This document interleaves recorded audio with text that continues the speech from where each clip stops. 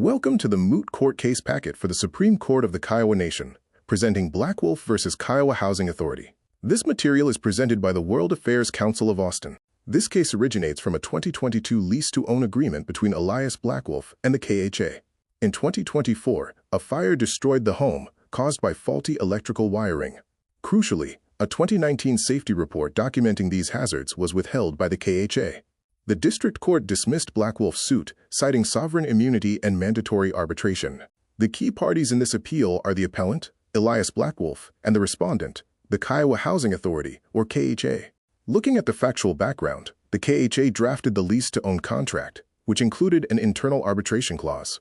The fire was caused by faulty wiring and known defects, detailed in a 2019 safety report that was intentionally withheld.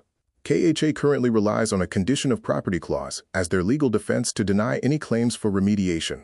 The procedural history begins with the suit filed in Kiowa Tribal District Court, followed by KHA's motion to dismiss based on arbitration and immunity.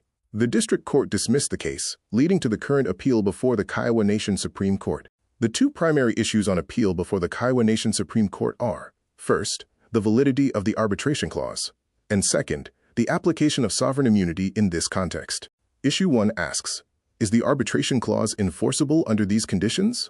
The appellant argues SIT lacked informed consent, was strictly non-negotiable, and functions as an unconscionable barrier to judicial due process.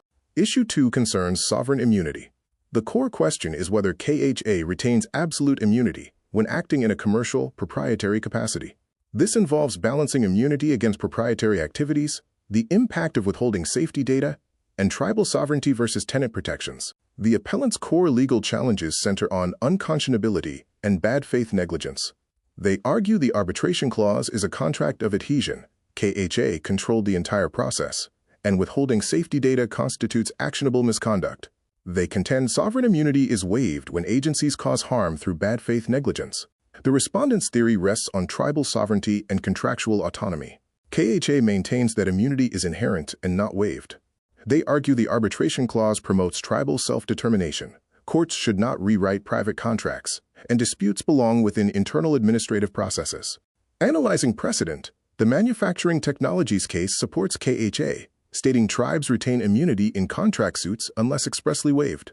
However, the appellant distinguishes this case, arguing it is an internal tribal dispute involving citizen safety, not an external commercial suit. Precedent regarding the UCC and unconscionability supports the appellant. The lease was non-negotiable. KHA had superior knowledge, and the arbitration clause is procedurally and substantively unconscionable.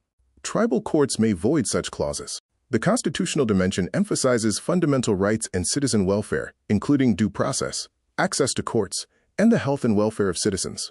The appellant argues these rights cannot be waived through contracts of adhesion. The sovereign immunity analysis raises critical questions for the court regarding the limits of tribal immunity in citizen protection. Specifically, when does immunity apply if a tribal agency acts commercially? Can the intentional withholding of safety information pierce immunity?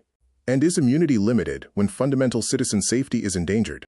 The core legal deliverables for student advocates include writing appellate briefs, analyzing tribal constitutional law, evaluating the sovereign immunity doctrine, and assessing the enforceability of arbitration clauses in this specific context.